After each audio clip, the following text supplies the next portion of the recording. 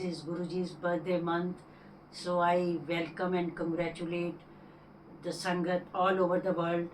And Shukrana Guruji, Shukrana, Shukrana, and always Shukrana for giving me this opportunity to share my satsang, my journey, my experiences with Guruji, with all over the world. In fact, this is now a global platform, and I am so happy that Vasan uncle is doing such a good service to Sevadas, to humanity, and in fact to Guruji also. So आज मेरे को जो आपने opportunity दिया है, because I again repeat, this is Guruji's birthday month. This is a very auspicious month. We don't call it birthday month, we call it अवतार दिवस. Now all over the world हर कोई गुरुजी के बर्थडे को अवतार दिवस का नाम दे दिया गया है. So we are so happy that we are associated with अवतार of कल युग, of this era, and I think so इससे ज़्यादा हम कुछ नहीं मांग सकते कि गुरुजी ने हमको अपनी शरण में लगा लिया है.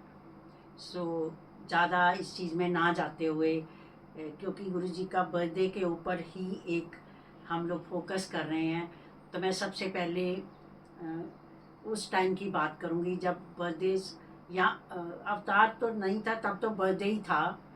गुरुजी का बर्थडे गुरुजी के टाइम मनाया जाता था.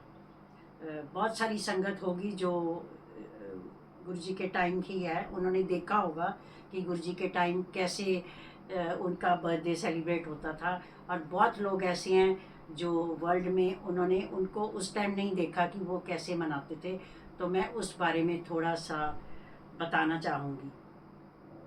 बर्थडे तो ऐसे ही होते थे, सेलिब्रेशन होती थी, गीत संगीत होता था, डांस भी होता था.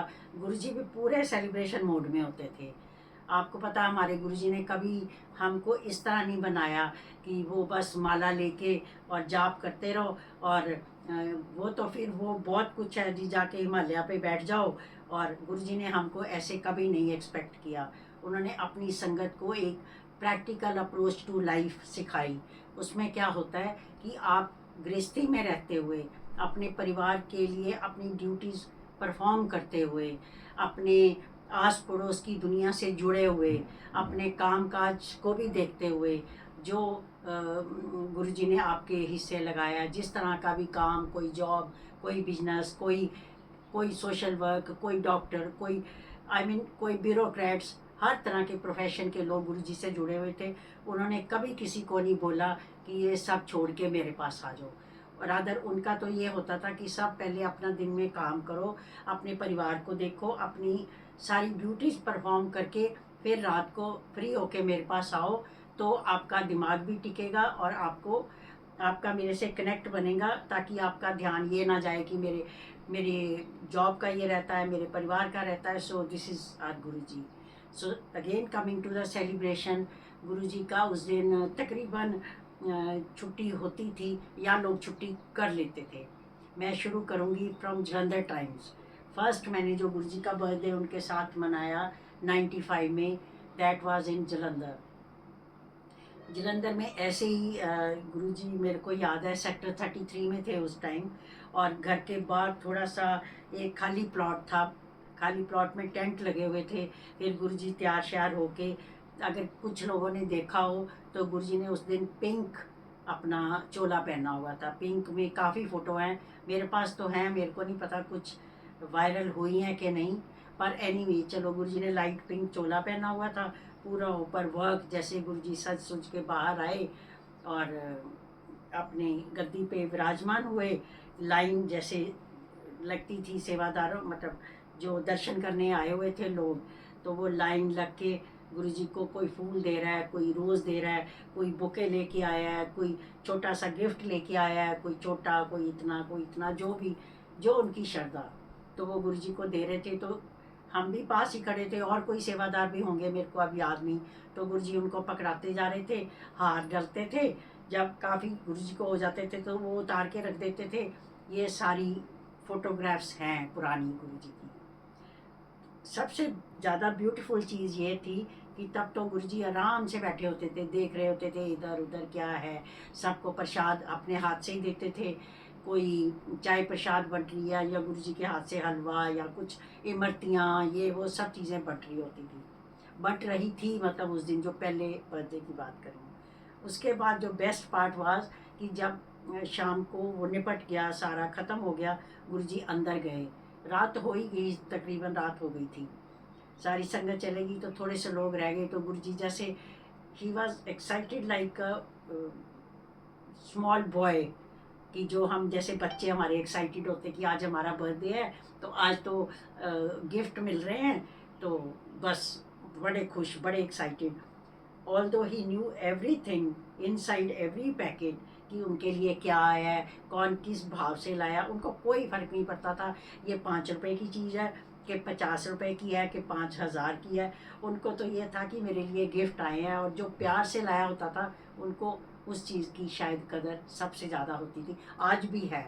जो चीज़ हम भाव से करते हैं, जो भोग लगाते हैं, जो सत्संग करते हैं, जो हम सबसे ज़्यादा जो हम अपनी संगत को, साथ संगत जो हमारे साथ है, चाहे वो किसी भी स्टेटस से है, किसी कंट्री से है, किसी भी उसमें है, अगर हम उनका सम्मान करते हैं, उनको प्यार करते हैं, तो शायद गुरुजी उसको सबसे ज़्यादा प्यार करते हैं।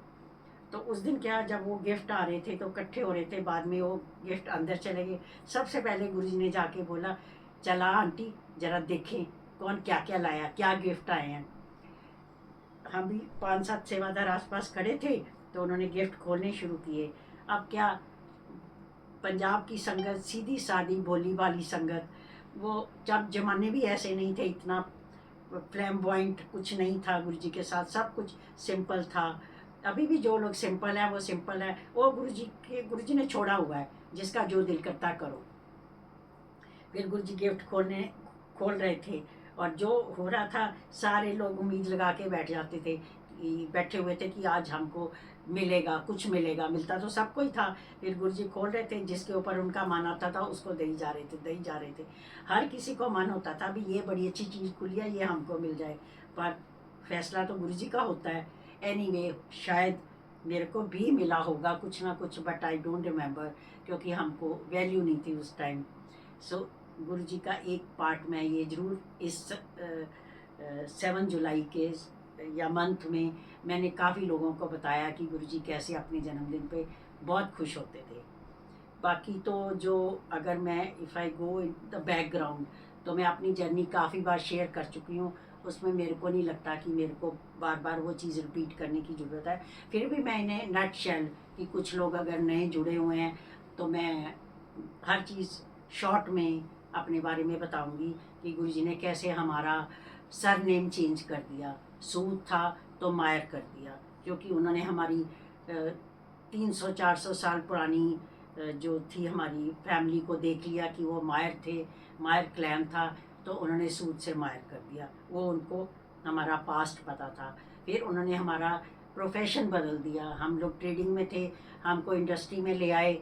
वो भी उनको शायद पता था कि आने वाले टाइम में जो एसेट बेस्ड कंपनीज होंगी, दे विल डू बेटर, जिनके, अब मैं बड़ी मतलब फ्रैंकली बात कर रही हूँ, उनका मतलब था कि जो ट्रेडिंग कंपनीज हैं उनके नीचे कोई एसेट्स नहीं होते, तो उनका कोई ज़्यादा फ्यूचर नहीं होता। अब तो खैर और ज़माने बदल गए, अब तो आईटी आ गया, ऑनलाइन आ गया, तब ये सी चीज़ें नहीं थी। तो गुरुजी ने शायद हमारे लिए सोचा कि इनको इंडस्ट्री में जाना बेटर रहेगा, तो वो हमारा उन्होंने प्रोफेशन बदल दिया, सरनेम बदल दिया, प्रोफेशन बदल दिया। सबसे बड़ी बात, मेरा बर्थडे बदल दिया। मेरे सारे पासपोर्ट्स, हर आईडी में मेरा बर्थडे अगेन इज़ 20 जुलाई, पर गुरुजी ने बोला कि तू अपना जन्मदिन 2 सितंबर को मनाया कर। तो हम तो अब 20 जुलाई को भूल गए, अब तो मैं अपना जन्मदिन 2 सितंबर को ही बोलती हूँ और मनाती हूँ। 2-4 चीज़ें और जो काफ़ी बार मैंने बताया कि गुरुजी को हमारा फ्यूचर मालूम था, कि हम लोग जब गए थे तो बैठते ही थे, चंडीगढ़ से जाते थे और ट्रेडिंग करते थे, तो हर किसी को गुरुजी बोलते थे, ये सूद आंटी है, ये दिल्ली से आई है, और ये दिल्ली के बहुत बड़े इंडस्ट्रियलिस्ट हैं, तो बड़ी मोटी सामनी है, और बड़ी स्टाइलिश आंटी है पर मेरी पक्की सहेली है। ये 4-5 सेंटेंस वो बोलते थे जो मैंने काफ़ी बार बताया। तो मैंने बड़ी हिम्मत करके गुरुजी को बोला कि गुरुजी एक तो मैं दिल्ली से नहीं आती, मैं चंडीगढ़ से आती हूँ, और दूसरी हमारी कोई इंडस्ट्री नहीं है। पर वो तो जानी जान आगे का देखने वाले सब देख रहे थे। तो आज हम दिल्ली में रहते हैं और इंडस्ट्री चला रहे हैं। और अब जो बाकी कितनी बार मैंने बहुत सत्संग सुनाए हैं, कुछ एक चीज़ें जो मेरे दिमाग में आ रही हैं। एक तो अभी क्योंकि ये जुलाई है और अगला महीना है 15 अगस्त। अब गुरुजी के अपने ब्लेसिंग्स के तरीके थे, अपना ब्लेस करने का तरीका था, टाइम भी उनका, कर्मों का हिसाब भी उनका, और टेस्ट भी उनके, सब कुछ उनका। हम तो आज भी उनके हाथ की एक पपेट है, उस टाइम भी थे। पर मेरे को लगता है उनके हाथ की पपेट बनना बहुत ज़्यादा ठीक है, प्रोवाइडेड कि आप दुनिया के हाथ की पपेट बनो। दुनिया तो फिर क्या करेगी आप, हम सब जानते हैं।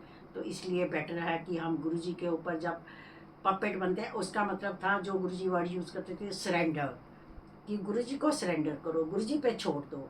और जब हम गुरुजी पे छोड़ते हैं तो फिर वो हमारे लिए बेस्ट सोचते हैं, बेस्ट करते हैं। अब मैं 15 अगस्त का कभी शायद नहीं रेफ़र किया, मैं आज बताती हूँ। मैंने जैसे पहले बताया, हमने अप्रैल में जाना शुरू किया। अप्रैल मई जून में उन्होंने हमको गाइड करना शुरू किया कि आप इंडस्ट्री लगाओ, ये करो, करते करते करते गुरुजी चंडीगढ़ आ गए। चंडीगढ़ आ गए, दैट वाज अगस्त, अर्ली अगस्त में। गुरुजी जुलाई के महीने में अपना 7 जुलाई का बर्थडे जलंधर करके वो पंचकूले आ गए आहूजा आंटी के घर में। अब वहाँ आ गए, पर शुरू शुरू में वो किसी को मिलते नहीं थे। उनके पास एक उनके क्लास फेलो होते थे, विमल। ये चंडीगढ़ में अगर कुछ लोग हैं तो वो ज़रूर जानते होंगे। विमल थे, उनके बड़े भाई थे ताया जी, वो सारी फैमिली उनकी सेवा में थे। उनकी वाइफ्स उनका लंगर बनाती थी। तो विमल को वो मेरे चंडीगढ़ वाले घर में आम ही भेजते थे। और तो कहते ये थे कि आंटी को ये मत बताना कि मैं पंचकूले आया हुआ हूँ, उनको बोलना, जो छोटी मोटी सेवा होती थी वो बताते थे, ये नहीं बोलते थे कि मैं पंचकूले आया हुआ हूँ। हमको आज्ञा नहीं थी, हमको सब पता था। थोड़ा बहुत हिंट तो होता ही है कि विमल कहाँ से आ रहा है, चंडीगढ़ का बंदा है, यहाँ आता है घंटे में पहुँच जाता है, घंटे में।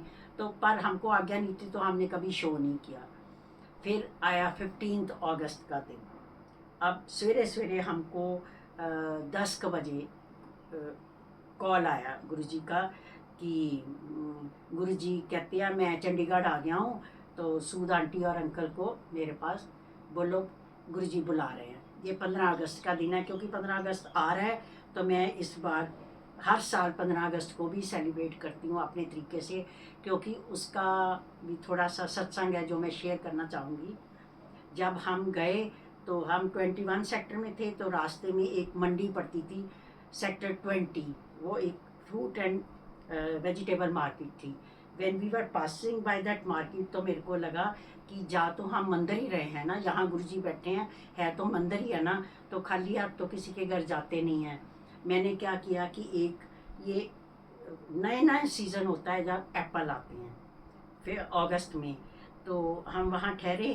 तो हमने देखा कि बड़े फ्रेशली, मतलब जैसे ऑर्चर्ड्स के एप्पल्स आए हुए हैं। तो हमने एक बड़ी सी पेटी खरीदी, 20 किलो की शायद होगी या कुछ। उस टाइम वो बड़े ज़माने थे, मैं बात कर रही हूँ 95 की। तो 500 रुपये में इतने 20 किलो एप्पल की पेटी शायद मेरे को मिल गई।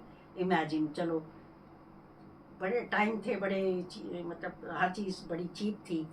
तो मैं 20 किलो की एक पेटी ली 500 रुपये की, गाड़ी में रखी और वहाँ पहुँच गए जहाँ गुरुजी ठहरे हुए थे। हमने वो उतारी और किचन में रख दी।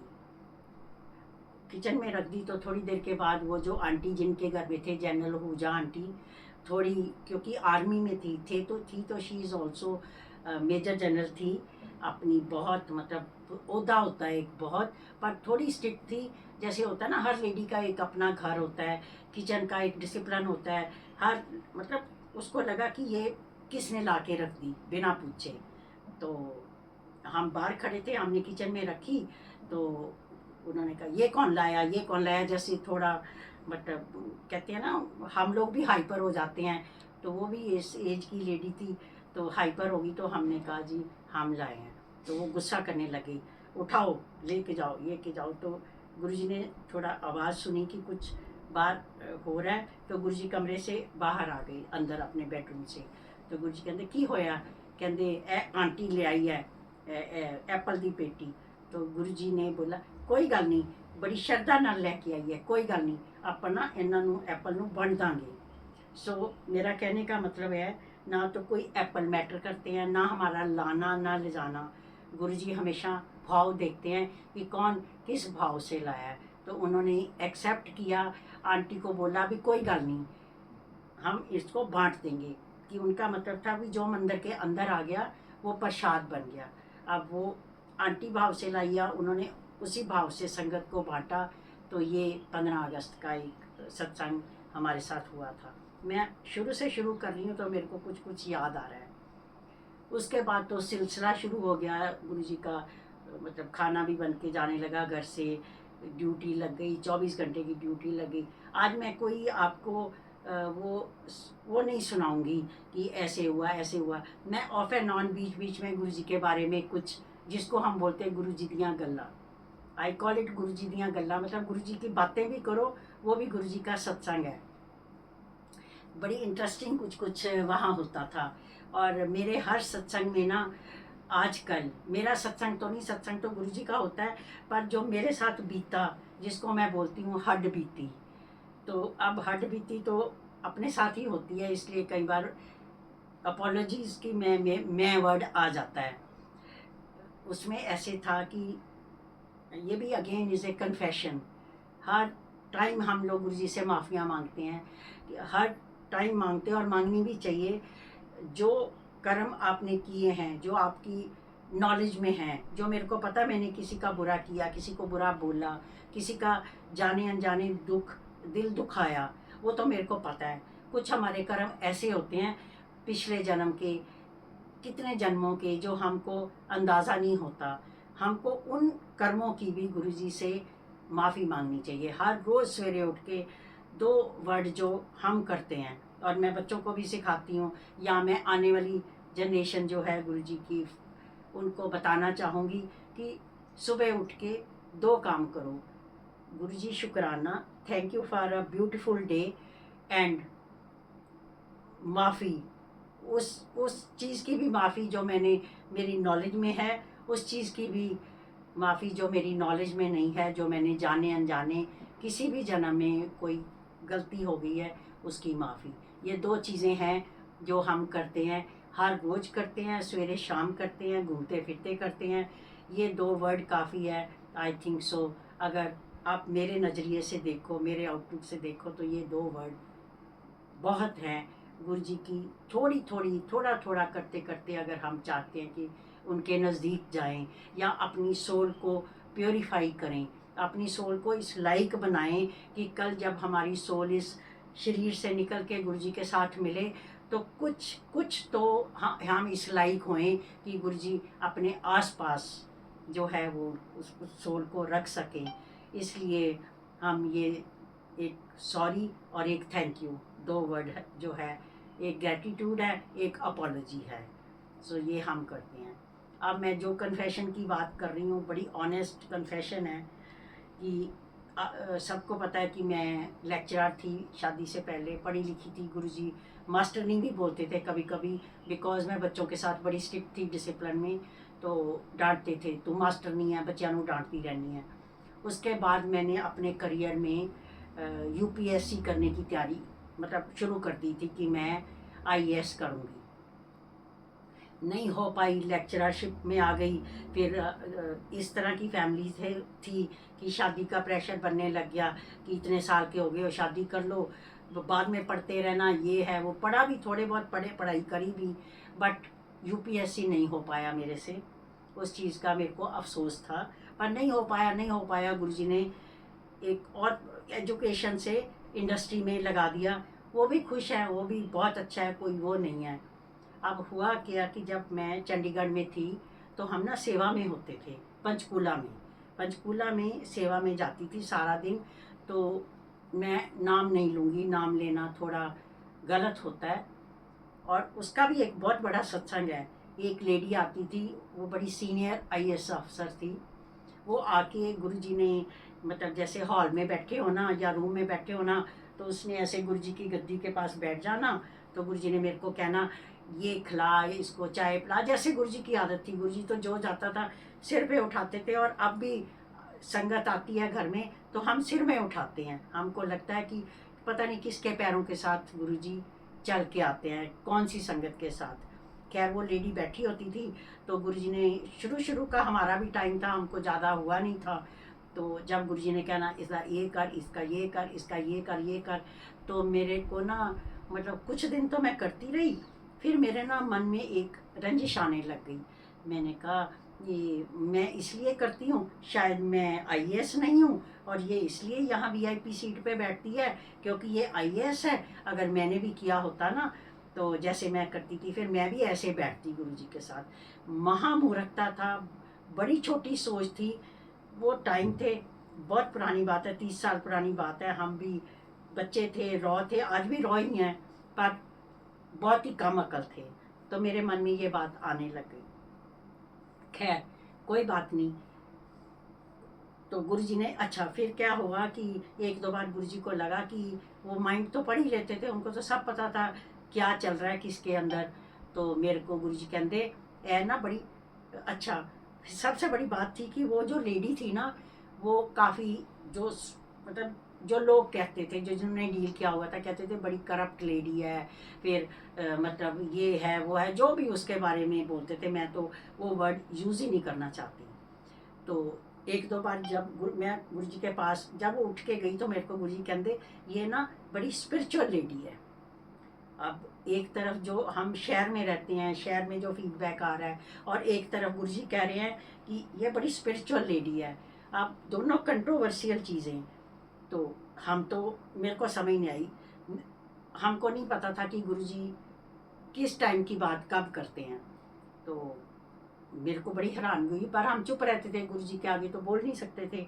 अब गुरुजी ने कहा बड़ी स्पिरिचुअल लेडी है, तो मैं उसी चीज़ को पकड़ लिया कि दुनिया कुछ भी कहे, अगर गुरुजी कहते हैं स्पिरिचुअल है तो स्पिरिचुअल है।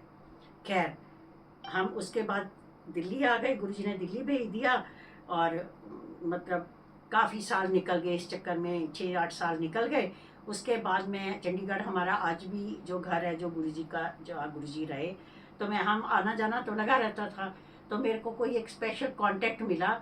उन्होंने कहा जी वो जो लेडी थी ना, so and so, without, I will not again take the name, कि वो जो लेडी थी उसने सारा कुछ छोड़ दिया। गुरुजी के मिलने के बाद वो इतनी चेंज हो गई कि उसने सारा कुछ छोड़ के, ये जो भी वो करती थी, जो लोग बोलते थे, उसका बेटा था वो भी बड़ा ख़राब था, वो भी ठीक हो गया। वो लेडी इतनी मतलब स्पिरिचुअल हो गई है कि वो पहचानी नहीं जाती कि ये वही लेडी है। सो मैं, इस चीज़ का कहने का मतलब है कि अगर गुरुजी के पास आप आ गए हो, तो आपकी तकदीर बदल जाती है, आपके कर्म बदल जाते हैं, आपकी सोच बदल जाती है, आपका पर्सपेक्टिव बदल जाता है टूवर्ड्स लाइफ, टूवर्ड्स प्रोफेशन। अब अब मैं और क्या बोलूँ, मतलब कितनी बड़ी बात थी। एक तो मेरी नालायकी कि मैं सोचने लगी थी कि मैंने मैं पीछे रह गई हूँ, और दूसरा ये कि गुरुजी इसको स्पिरिचुअल कैसे कह रहे हैं। सो मेरे को भी गुरुजी ने वहाँ से कहाँ उठा के बैठा दिया, और उसको गुरुजी ने, जो उसके अंदर कमी थी कि सब कुछ था, पर ओहदा था, पैसा था, शोहरत था, मान था, तो जो कमी थी वो गुरुजी ने पूरी करके उसको एक स्पिरिचुअल लेवल पे बैठा दिया।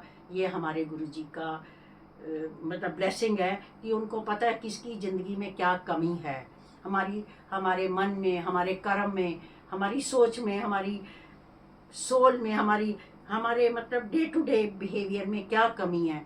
गुरुजी उसको वही चीज़ देते हैं जो जिसको ज़रूरत होती है।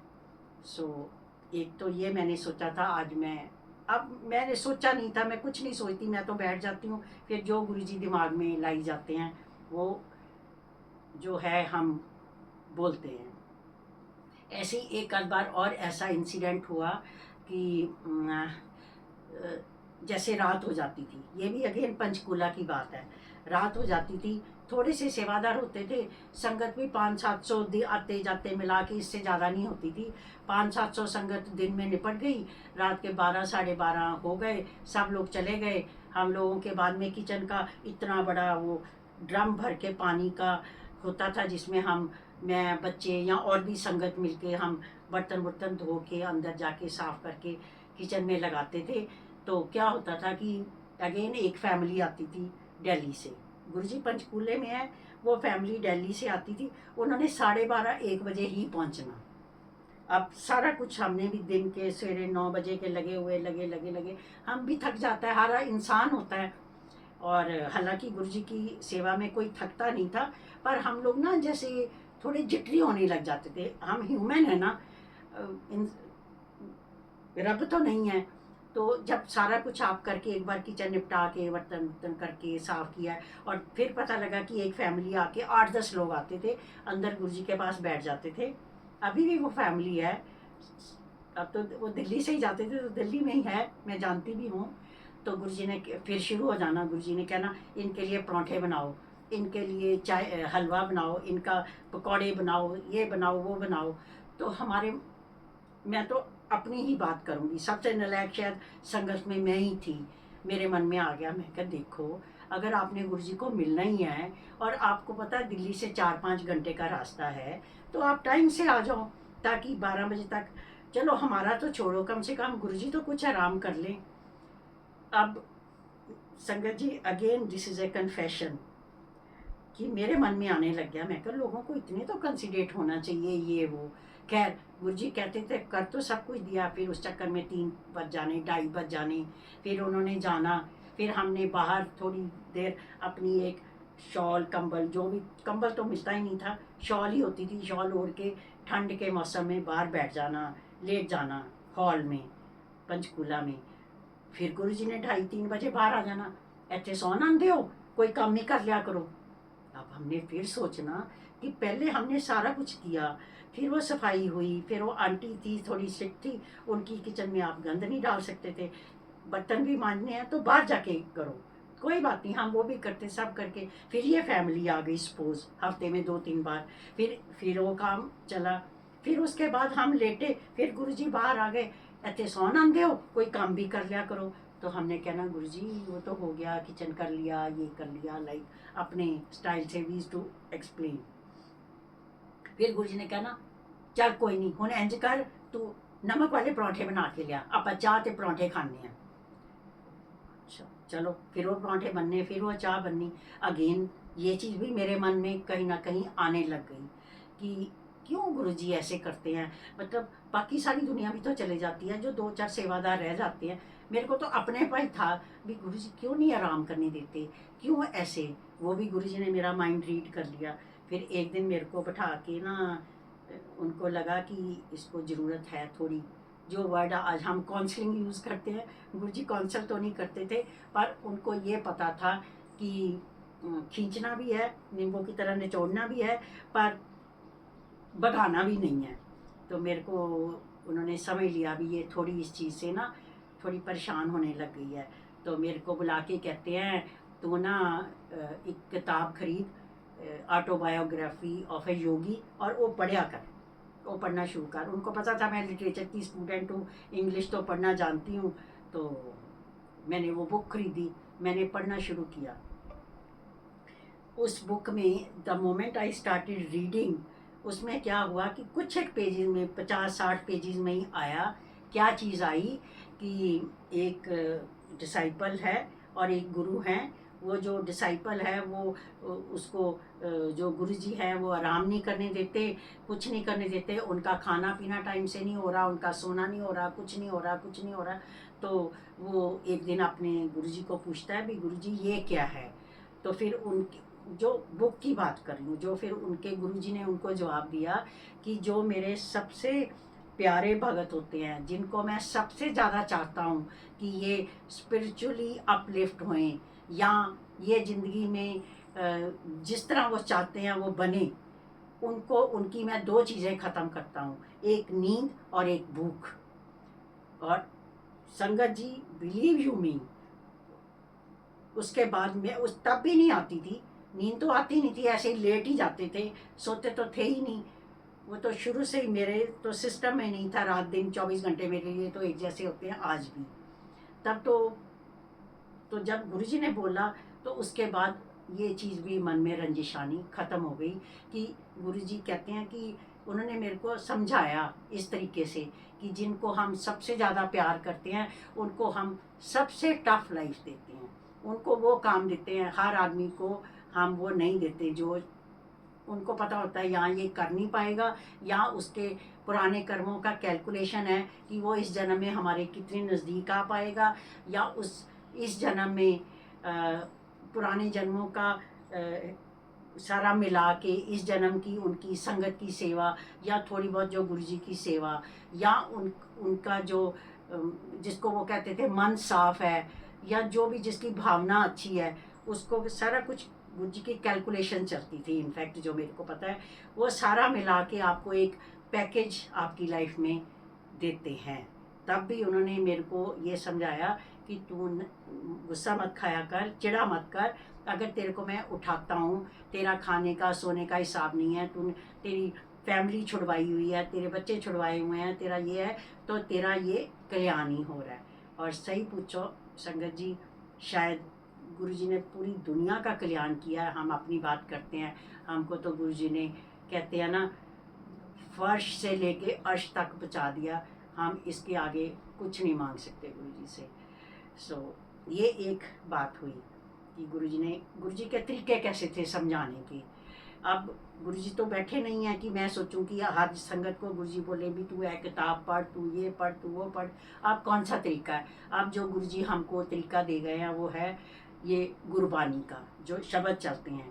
आप कोई प्रॉब्लम लेके आपके घर में है, इमोशनल, कोई फैमिली प्रॉब्लम, कोई फाइनेंशियल प्रॉब्लम, कोई इमोशनल प्रॉब्लम, कोई रिलेशनशिप प्रॉब्लम है, तो आप देखोगे कि आप संगत में आके बैठे हो, कोई ना कोई शब्द में कोई ना कोई ऐसा वाक आएगा, कोई ना कोई, या कोई किसी ने संगत ने शेयर किया खड़े होके, उसमें कोई ऐसी चीज़ कोई बोल जाएगा, गुरुजी बुलवा देंगे, जो आपको लगेगा कि आपकी बात का जवाब मिल गया है।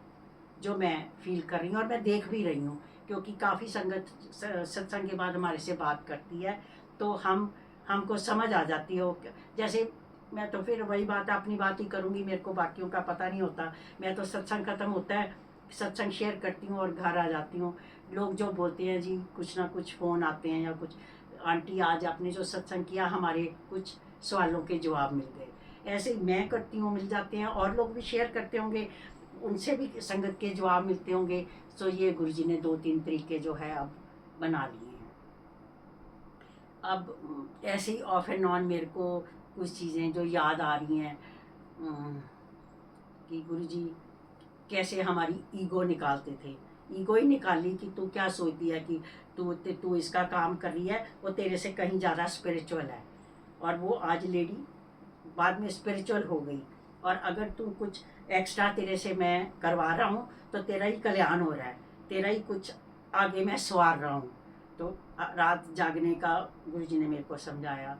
अब शब्द कीर्तन होता है, बड़ा कुछ उसमें हमारे को ज्ञान मिलता है, सत्संग में मिलता है। गुरुजी के लंगर प्रसाद में तो सबको पता ही है, सबसे ज़्यादा काफ़ी पिछले दिनों में ना सवेरे 4 बजे 5 बजे जाग खुल जाती है। हमारी उम्र में आम ही है ये तो अब क्या करो आप, उस टाइम आदमी को लगता नहीं टीवी नहीं देखना, न्यूज़ नहीं देखनी, तो आप ना मोबाइल पे सत्संग लगा के शुरू करके बैठ जाते हो। मेरी ये रूटीन बन गया, मेरे ख्याल काफ़ी लोगों ने ये शुरू कर दिया कि 4 बजे यहाँ तो शब्द लगा के सुनना शुरू कर दो। अगर शब्द लगा के आपका मन भर गया तो कोई ना कोई सत्संग शेयरिंग कर लो। जैसे मैं यही कई बार प्लेटफॉर्म खोल लेती हूँ, उसमें कोई ना कोई चीज़ जो मैं खुद परेशानी में चल रही होती हूँ तो मेरे को उस सत्संग में जवाब मिलता है। मैं पिछले दिनों में एक सत्संग सुन रही थी, चलो हो सकता है गुरुजी मेरे से ये भी बुलवा ही रहे हों, हालांकि बातें तो पर्सनली होती हैं, लाइफ तो हमारी फैमिली के आसपास या समाज के आसपास ही घूमती है।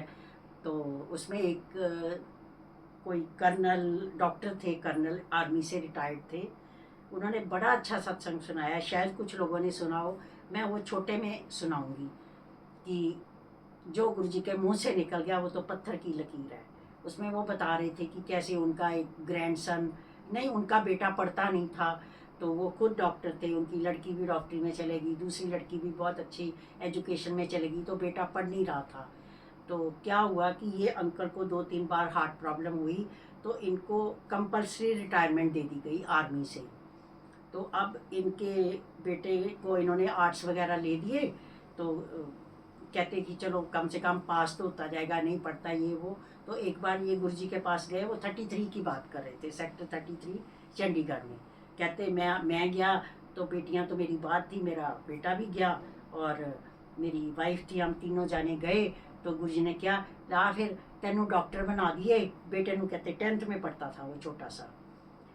कहते मैं दिल में सोचा गुरुजी ये तो आर्ट्स में पास हो जाए तो गनीमत है, इसने क्या डॉक्टर बनना क्या नहीं, किताब तो पकड़ता नहीं है, तो क्या इसको एडमिशन ही कैसे मिलेगी, इतना हार्ड कॉम्बिनेशन होता है। बाद में क्या हुआ कि उसको जब कंपल्सरी रिटायरमेंट मिली, तो उनके पास किसी ने उनको बताया कि आर्मी में ये होता है कि अगर कंपल्सरी रिटायरमेंट दी जाए हेल्थ ग्राउंड्स पे, तो घर में एक बच्चे को किसी को भी वो मतलब मेडिकल में सीट दे देते हैं, ताकि वो जो सीट उन्होंने खाली करी है उनका कोई बच्चा रिप्लेस कर दे। जबकि उनको इसके बारे में नॉलेज ही नहीं थी, वो सोचते थे भी शायद कोई डेथ हो जाए तो सीट मिलती है, या कोई डिसेबिलिटी हो जाए तो मिलती है। उनको नहीं पता था भी हार्ट प्रॉब्लम को भी वो डिसेबिलिटी मान के उन्होंने उसके बेटे को मेडिकल में सीट दे दी आर्मी वालों ने। वो आज वो इतना बड़ा डॉक्टर बन गया, जो बच्चा उनको पेरेंट्स को उम्मीद नहीं थी कि वो पास भी होएगा आर्ट्स में, किताब नहीं पकड़ता था, उसको गुरुजी ने डॉक्टर बना दिया। मतलब ऐसी ऐसी बातें हैं, ऐसी ऐसी चीज़ें सुनने को मिलती हैं। सो हम क्या बोलें अब। बाकी सारे पुराने सत्संग हैं, अगर आपको लगता है कोई अंकल की कोई चीज़ मैं रिपीट करूं तो मैं उसको रिपीट कर सकती हूँ। आप बताइए वासन अंकल। जय गुरु जी, शुक्राना गुरु जी। गुरु जी ने उदयपुर फैक्ट्री के उद्घाटन के आसपास गए थे, संगतें भी गई थी, महाराज ने मुखे थे। वो सत्संग बिना सुने ना आपके सत्संग अधूरे रहते हैं, पता नहीं क्या अच्छा बात है। प्लीज थोड़ा सा ठीक सुना है, दें। ठीक है, ठीक है, चलो ऐसे है। ये अगेन गोइंग बैक टू 95, 1995 में हम जब गुरु जी के अप्रैल में जाना शुरू हुए, तो मतलब गुरु जी ने एक रूटीन बना ली थी कि 2 दिन बाद आ जाओ, 4 दिन बाद आ जाओ। तो अंकल तो जा नहीं सकते थे, तो मैं फिर चले जाती थी ड्राइवर के साथ, तो रात को 2:30 बजे 2 बजे ऐसे छुट्टी देते थे। उसमें बड़ा कुछ हुआ, जैसे वैष्णो देवी का मैंने बताया कि गुरुजी ने वैष्णो देवी जाना था, उन्होंने हमको यही दर्शन करा दिए। पर क्योंकि अंकल ने फैक्ट्री का स्पेशली बोला है, तो चलो मैं आपको बताती हूँ हाउ इट हैपन। कि हम जलंधर मंदिर के बाहर जो हॉल है छोटा सा, उसमें बैठे हुए थे मैं और अंकल। तो गुरुजी ना ऐसे ऐसे घूम रहे थे। गुरुजी को पता था हमारा इंटरनेशनल ट्रेडिंग का बिजनेस था, बहुत अच्छा था, बहुत ज़्यादा गुरुजी की मेहर थी। पर शायद गुरुजी को वो नहीं लग रहा था कि हमारे लिए लॉन्ग टर्म में ठीक रहेगा, या हमारी फैमिली के लिए कुछ उसमें कोई फ्यूचर है। तो ऐसे ऐसे गुरुजी पहले चक्कर लगा रहे, इधर इधर इधर इधर घूम रहे हैं। फिर थोड़ी देर के बाद हमारे पास खड़े हो गए और कहते सूद अंकल, तू ना उदयपुर में ना फैक्ट्री लगा दे फर्टिलाइज़र की। अब हमारा जो रॉ मटेरियल आता था वो फर्टिलाइज़र से ही रिलेटेड था। सल्फ़र आती थी, सल्फ़र इंपोर्ट करते थे हमको। इंडिया में सल्फ़र किंग के नाम से हमारी कंपनी को जाना जाता था।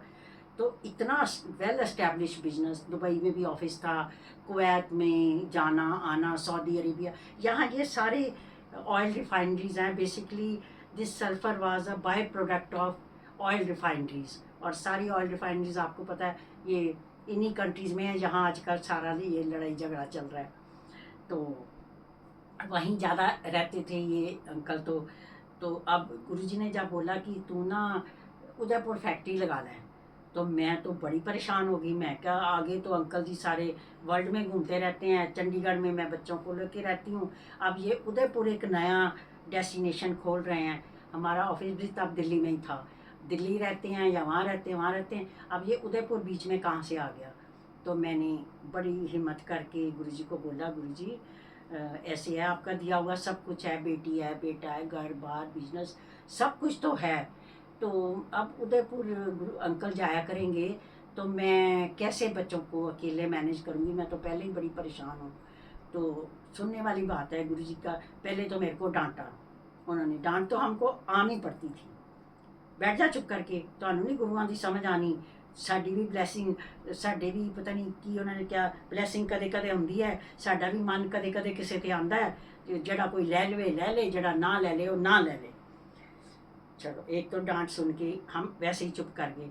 फिर वही बात है, मन मेरा बहुत ख़राब हुआ कि गुरुजी मैं क्या करूँ, मैं तो फिर गुरुजी को लगा कि नहीं, इसको ना, इसके दिल को थोड़ा लगा है, मैंने जान के डांट दिया। परेशान तो ये पहले ही है, भी अकेली बच्चों को, छोटे छोटे बच्चों को पाल दिया, इन लॉज भी साथ में नहीं थे, चंडीगढ़ बैठी है, अंकल दुनिया में घूमता रहता है।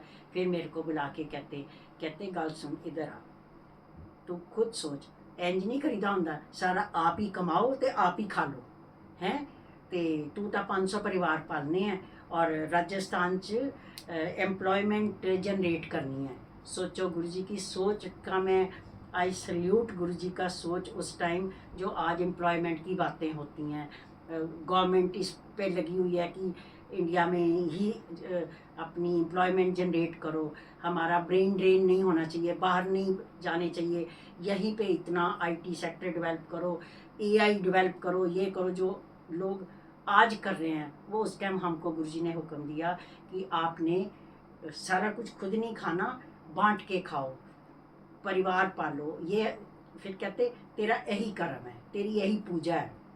तो फिर हमने उस हिसाब से जाके, अंकल ने फैक्ट उदयपुर जाके, he started looking for land basically.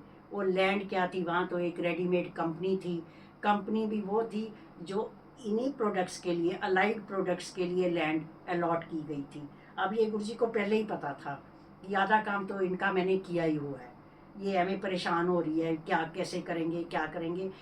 तो उनकी ब्लेसिंग थी, उनकी वो फार साइटेड अंतर्यामी जिनको बोलते हैं, सब कुछ उनको पता था। तो वो लैंड थी 16 एकड़ 18 एकड़ जो भी लैंड थी वहाँ पे, उसमें ये गवर्नमेंट की तरफ से अलॉट हुई थी, उसके लिए हमको मेहनत नहीं करनी पड़ी।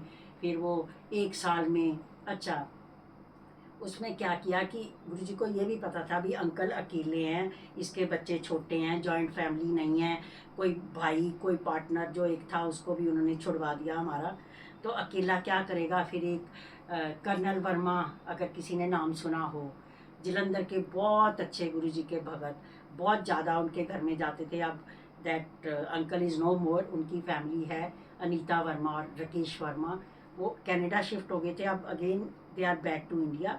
उनके हस्बैंड थे कर्नल वर्मा, उनको बोलते हैं कि तू आर्मी से प्री मेच्योर रिटायरमेंट लेके आंटी की कंपनी ज्वाइन कर ले।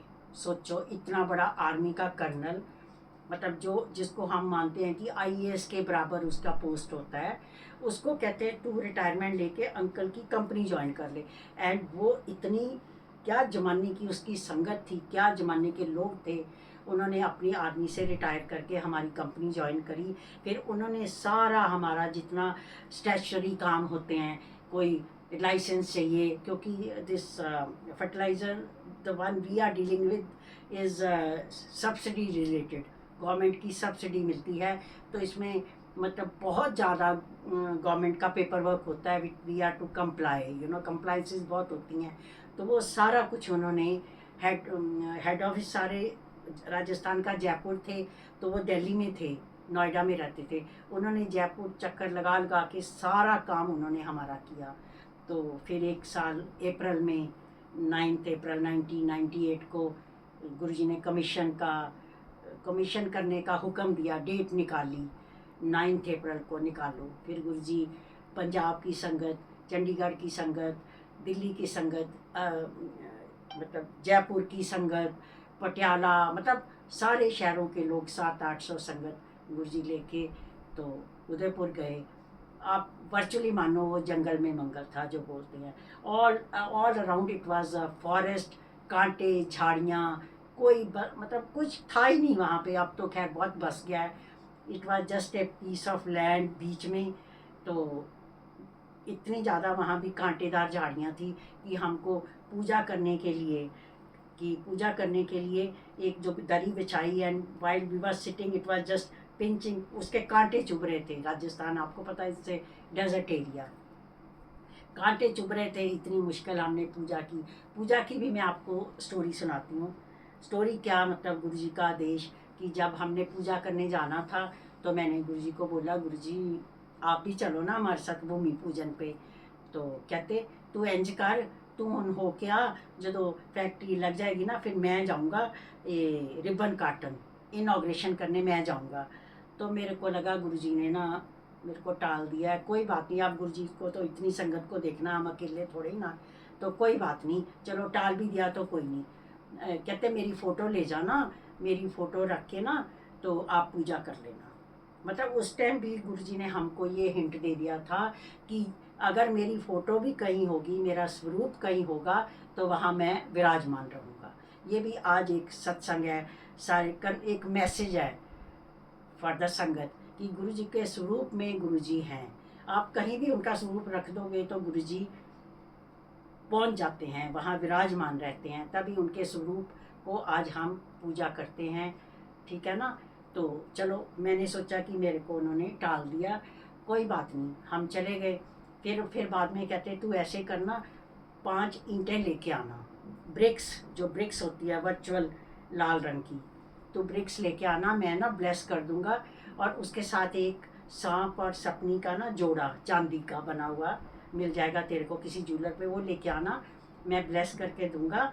वो मेरी तरफ से फाउंडेशन में डाल देना वहाँ पे। पूजा करके, पूजा तो उन्होंने क्या ब्लेस कर ही दी, तो आप ना ये शुरू कर लो, जब बन जाएगी तो मैं थोड़े नाल चलूँगा। हम वो अभी भी मेरे पास वो फ़ोटो है। मेरे को याद नहीं रहता कि मैं वो फ़ोटो लेके आऊँ, वो 5 ईंटों की फ़ोटो। सबसे बड़ी बात संगत जी, I took those 5 bricks in my hand baggage. Plane में लेके गई, इतनी मोटी मोटी ब्रिक्स थी 5, पूरे मेरे हैंड कैरी में।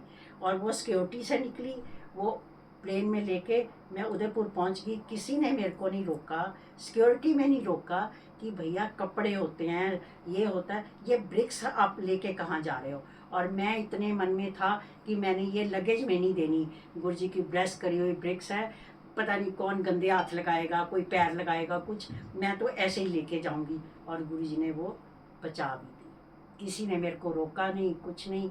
वो 5 की जो अंदर जो रखी हुई की फ़ोटो है आज भी मेरे पास, और वो फ़ोटो मेरे रूम में सामने रहती है, मेरे 24 घंटे मेरे सामने रहती है, ताकि मैं अपनी औकात ना भूलूं कि आज वो कहाँ पहुँच गई फैक्ट्री, कितना एक्सपैंड हो गया काम। वो बेटा बढ़ाता जा रहा है, गुरुजी बढ़ाते जा रहे हैं, ब्लेस करते जा रहे हैं, पर मेरी जो है, मैं उन 5 ईंटों को रोज़ सवेरे उठ के देखती हूँ कि मेरी औकात तो गुरुजी ये है, ये थी।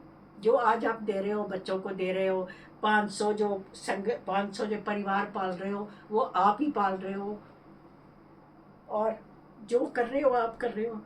ये तो वही बात है, नाम हमारा चल रहा है, कर तो गुरुजी रहे हैं।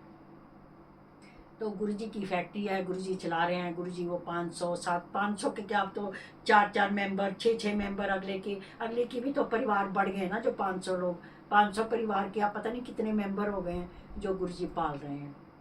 सो ये सत्संग है, पर मैं अपनी जो मेरा फोकस है वो उन 5 ईंटों पे रहता है। मैं तो सवेरे उठ के अपने उन 5 ईंटों को हाथ जोड़ती हूँ और गुरु जी का शुक्राना करती हूँ। गुरु जी, मेरा दिमाग इसके आगे मत ले जाना कि वो मैंने कर लिया, हमने कर लिया। ये 5 ईंटों की बरकत है जो आज भी हमारे घर में चल रही है।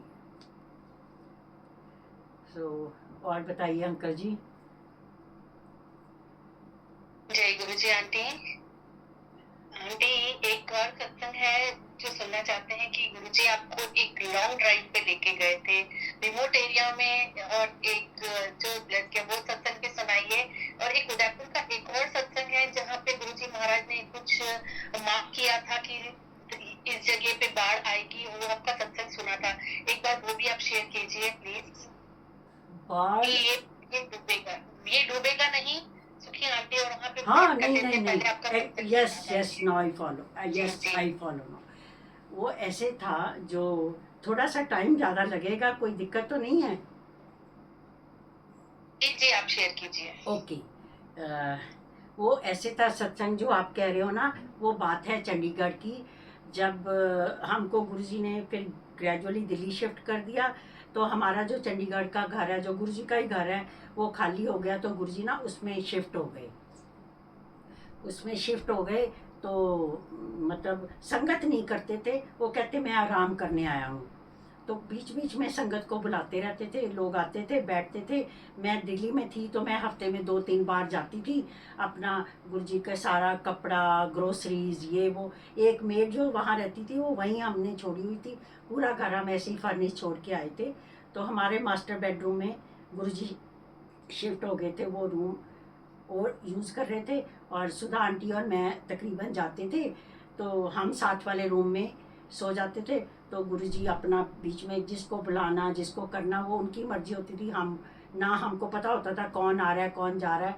तो जब हम गए होते थे तो कई बार गुरुजी हमको फिर ड्राइव पे ले जाते थे। ड्राइव में क्या था कि वो किसी ना किसी का कल्याण करने ही जाते थे। ड्राइव तो गुरुजी का कोई भी एक कदम, एक स्टेप भी बिना बिना मतलब के नहीं होता था।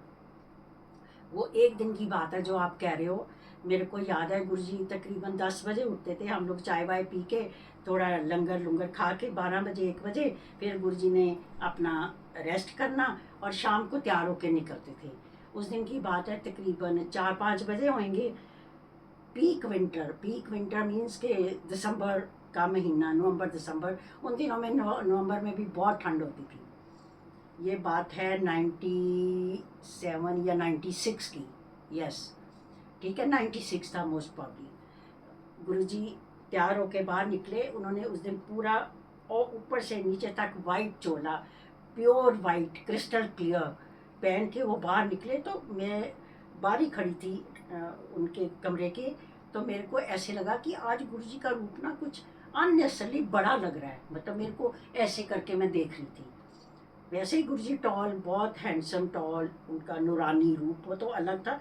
पर उस दिन मेरे को लगा कि एक अलग जैसे उनका ऑरा या कुछ, एक वाइट में और ही रूप निखर के आ रहा था। तो गुरुजी की, आपको पता है, वो एक ड्यूटी और थी मेरी, गाड़ी चलाने की। तो गुरुजी कहते कार निकाल, चलते हैं। तो हम लोग तो तैयार ही होते थे, हमको पता था गुरुजी का कभी भी हुक्म आ जाना है। तो हमने बैठना, तो हम नहा धो के तकरीबन ऐसे ही तैयार होते थे, मैं और सुधा आंटी। तो हम बाहर निकले, हमने गाड़ी में, मैं ड्राइविंग सीट पे बैठ गई, सुधा आंटी मेरे साथ बैठी थी, गुरुजी पिछली सीट पे बैठ गए। बताते तो वो थे नहीं कहाँ जाना है, ना हम पूछ सकते थे ना वो बताते थे। उनके अपने मौज थी, संतों की मौज होती है। तो राइट लेफ्ट बोलते थे। बाहर निकाली, लेफ्ट गाड़ी निकाल, लेफ्ट कर करते करते मेन रोड से वो चंडीगढ़ के बहुत बाहर ले गए। बाहर मीन्स कि अगर मैं, if I remember today, it should not be less than 20, 30, 40 kilometers of outside the city. वो करते करते एक बिल्कुल गांव में पहुंच गए। गांव भी ऐसा जहाँ पे एक तो बिकॉज 4-5 बजे के बाद सर्दियों में रात होने शुरू हो जाती है, अंधेरा जल्दी हो जाता है। तो 6 बजे के बाद तो पूरा ही अंधेरा होता है। तो जब by the time we reach that area, it was completely dark, तकरीबन डस्ट टाइम जिसको बोलते हैं। भी जरा मासा रोशनी थी, बट इट वाज तकरीबन रात ही हो गई थी। और जहाँ पे उन्होंने बोला कि गाड़ी रोक, वहाँ पर तो एक लाइट ही नहीं थी। इलेक्ट्रिसिटी उस गांव में शायद थी नहीं, और कोई पोल लाइट या कुछ भी नहीं थी, एक्सेप्ट जो लाइट्स, हेडलाइट्स गाड़ी की थी वही थी। उसी को देख देख के हम पहुँचे थे। तो एक जगह जाके उन्होंने बोला कि गाड़ी रोक दे। मैं ड्राइविंग सीट पे थी, मैंने गाड़ी रोक दी। गुरुजी पिछली सीट पे थे, उन्होंने इधर लेफ्ट साइड वाला, I still remember, I was sitting on the right side, जो हमारी राइट साइड ड्राइविंग सीट होती है। गुरुजी इधर वाला पीछे वाला दरवाज़ा खोला, खोल के उतर गए। Bye the time he open that door, you know, it was stinking so badly, it was such a dirty place, you can't imagine. कि उतनी देर में ही अंदर इतनी स्टिंक आ गई कि गुरुजी तो उतर के दरवाज़ा बंद करके चले गए। मैं और सुधा आंटी भी वर शॉक्ड कि गुरुजी ये कौन सी जगह आ गई, कितनी गंदी जगह, लाइट नहीं है, कोई इंसान नहीं है, कोई कोई आवाज़ नहीं है, कुछ नहीं है, इतनी सेक्लूडेड जगह पे आप गुरुजी और निकल गए हो। मतलब हम तो ये सोच रहे थे कि इनको ना कुछ हो जाए। हमको तो पता नहीं था कि रब हमको लेके आए हैं। रब तो उनको क्या होना है, और जब होना है तो उनकी मर्जी से होना है। तब हम भी अनजान थे, इतना आइडिया नहीं था। खैर हम चुप करके बैठे रहे, because we were not suppose to come out. हमारे को आज्ञा नहीं थी, तो हम बैठे रहे दोनों। हम तो फिर बाद में शीशे को ऐसे ऐसे करके ना थोड़ा ऐसे ही देखने की कोशिश कर रहे हैं कि गुरुजी कहाँ गए। We saw them going towards a hut. थोड़ा जैसे 100-150 मीटर पे एक हट नज़र आ रही थी, जो मिट्टी की होती है, मिट्टी, फनूस, ये वो जो भी गांव में होता है। इट वाज नॉट ए पक्का मकान। हम और परेशान हो गए, गुरुजी तो उसके अंदर चले गए। हम और परेशान हो गए कि ये कहाँ चले गए, किसको मिलने गए हैं, कौन है। खैर कोई बात नहीं। फिर क्या हुआ कि गुरुजी को लगा कि ये बहुत परेशान हो रही हैं, तो उन्होंने एक उसमें ना मे भी विंडो थी ऑलरेडी, कि गुरुजी ने हमको एक छोटी सी विंडो, जैसे इतनी सी विंडो, उसमें एक जैसे अंदर कोई दिया जल रहा था, इतनी रोशनी हमको दिखाई कि अंदर मतलब लाइट है, भी तुम लोग थोड़ा रिलैक्स हो जाओ। तो हम आप बैठे रहे, except there was no alternative except to wait. तो हम गुरुजी की वेट करते करते पौने घंटे के बाद, तकरीबन पौना घंटा पता नहीं कितने मिनट्स थे, गुरुजी आए और ऐसे ही दरवाज़ा खोल के बैठ गए वही पिछली सीट पे। कहते चलो, हमको ऐसे ही राइट लेफ़्ट करते वापस घर ले आए। काफ़ी लेट हो गए थे रात को टाइम, तो हमने कुछ नहीं बोले। We were shocked, we were rather in a state of कि हम आज क्या हो सकता था, क्या हुआ, हम दोनों ऐसे ही बात कर रहे हैं। पर गुरुजी के सामने हम चुप थे। गुरुजी ने अपना चेंज किया, रात का लंगर खाया, सो गए, हम भी सो गए। सुबह 10 बजे जैसे रूटीन में उठते थे, तो चाहे हम उनके साथ बैठते थे, उस टाइम को हम पूरी लिबर्टी लेते थे गुरुजी के साथ 1 to 1, कि अब जो है वो बात कर लो, इधर उधर की फालतू भी कर लो, ये वो। तो हमसे रहा तो गया नहीं। मैं तो वैसे ही बड़ी वोकल हूँ। तो मैंने कहा गुरुजी रात को तो आपने कमाल कर दिया, आपने डरा ही दिया। आप ऐसी जगह चले गए, वहाँ कोई था भी नहीं, लाइट भी नहीं थी, अंधेरा हो गया था, कुछ हो जाता, ये वो। तो उन्होंने तो क्या मेरी सुनी। उन्होंने कहा नहीं नहीं कुछ नहीं, वो वहाँ एक मेरा भगत था, वो तो बड़े सालों से मेरी तपस्या कर रहा था, तो वो तो मेरे पास आ नहीं सकता था। तो मैंने कहा आज मैं जाके उसका कल्याण कर दूँ। अब वो क्या कल्याण करके आए, उसको मुक्ति दे के आए, उसको ठीक करके आए, कि उसका जन्म, मेरे को तो लगता है उसको मुक्ति दे के आए, उसका जन्म बदल के आए। वो must be in a bad condition, जो हम एज्यूम किया हमने। तो उस सारे का कहने का मतलब ये है कि अगर कोई आदमी गुरुजी के पास नहीं जा सकता, या उन्होंने ये चीज़ कन्वे दिखाई हमको, दिखाई और आज बुलवा रहे हैं कि ये बताने के लिए कि अगर कोई आदमी सत्संग में नहीं आ सकता, मंदिर नहीं आ सकता, किसी बीमारी की वजह से, कोई मजबूरी की वजह से, पर मन से मेरे को याद करता है, तो मैं उसके वहाँ जाके उसका कल्याण करता हूँ, जो गुरुजी आज भी कर रहे हैं। सो मेरा तो यही मतलब दिखाने का मतलब मेरे हिसाब से तो यही था। बाकी जो दूसरी बात आप कर रहे हो कि गुरुजी ने बोला था कि जब ये बात हुई उदयपुर की, तो काफ़ी मतलब जैसे मैं भी गुरुजी ये गुरुजी वो, तो गुरुजी कहते हैं ये ना एक सेफ़ इलाका है। जिस इलाके में मैंने आपको बोला है कि फैक्ट्री लगाओ, ये उदयपुर का सेफ़ इलाका है। मेरे को अभी तक याद है वो बात है यहाँ की, एम्पायर स्टेट की। यहाँ थे गुरुजी जब ये बातें हो रही थी। तो कहते उन्होंने ना एक नक्शा पकड़ा था, मैप था एक इंडिया का या राजस्थान का, आई थिंक सो राजस्थान का होगा। उन्होंने एक ना पेन लेके ना एक सर्कल बनाया था, पूरा सर्कल। आई स्टिल रिमेंबर, कह रहे थे ये सारा एरिया ना बहुत सेफ़ है, सारी दुनिया भी ख़त्म हो जाएगी तो ये एरिया ख़त्म नहीं होगा। यहाँ तो मैं तो तब यही सोचा कि मेरे को कन्विंस करने के लिए भी देख तू फैक्ट्री लगा रही है, तू परेशान ना हो, मैंने एज्यूम ये किया। पर गुरुजी कोई ऐसे बेसलेस बात नहीं करते थे।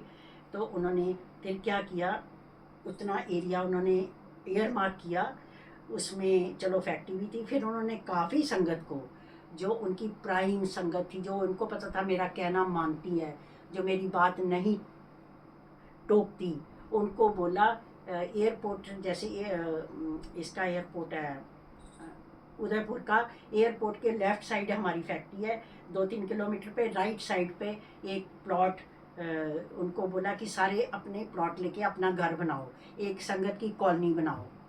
तो ड्यूटी किसकी लगी थी, वो जो चंडीगढ़ में सुखी आंटी थी, सुखी आंटी के फादर थे जो अब नहीं है, ठीक है ना, सब जानते हैं उनको। तो सुखी आंटी के फादर की ड्यूटी लगी, उन्होंने ही वो जगह जाके एयरमार्क करी, और उन्होंने ही सारी संगत की प्लॉट लेके रजिस्ट्रियाँ कराई, सब ने खरीदे। उसमें 3-4 लोग तो मैं जानती हूँ, उसमें सुधा आंटी थी, रिम्पल ग्रेवाल आंटी थी, और अच्छी अच्छी जो गुरुजी की प्राइम संगत थी, सब ने प्लॉट खरीदे। फिर क्या हुआ कि जब गुरुजी 2007 में उन्होंने चोला छोड़ा, तो इन सब ने जाके बेच दिए कि उनको अब नेचुरली कोई अकेली लेडी है, किसी का फैमिली इशू, किसी का फाइनेंशियल इशू, वो सब ने वन करके सारे बेच दिए। अब हम ही रह गए हैं उदयपुर में, देखा जाए तो कई बार मेरा मन करता है कि मैं जाऊं, उस जगह को ढूंढूं, वो कौन सी जगह थी। कोई कोशिश कर रही हूँ, पता नहीं गुरुजी कराएंगे कि नहीं, कि एटलीस्ट चलो वो जगह ही इतनी ब्लेस्ड जगह है, गुरुजी ने कहा था। तो उस टाइम तो संगत ने कहना माना भी, सब ने जाके इन्वेस्टमेंट करी, बाद में किसी किसी इशू से अगर उन्होंने निकाल दिए तो वो भी गुरुजी की मर्जी रही होगी उसमें भी।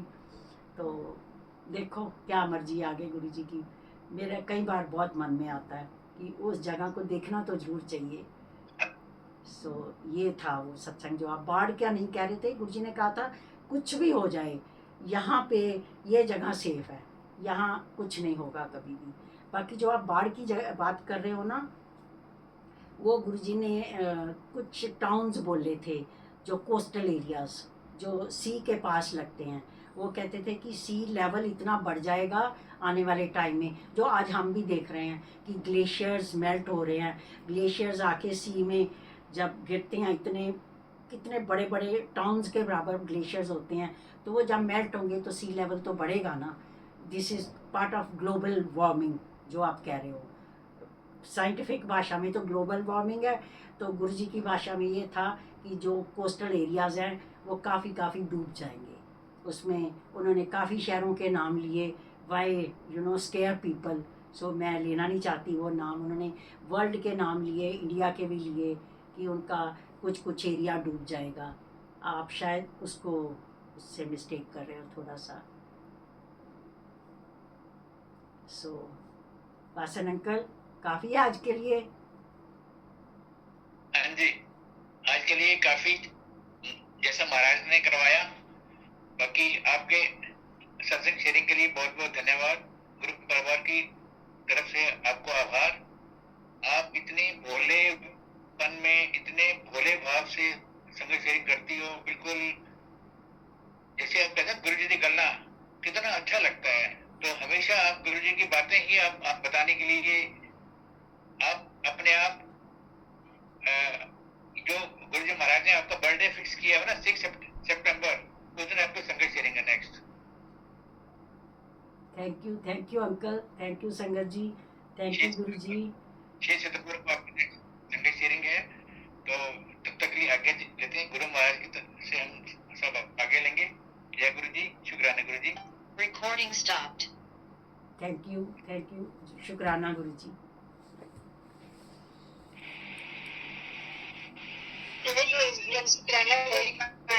Thank you so much, Auntie. कुछ बोल रहे थे लोग। वो शुक्राना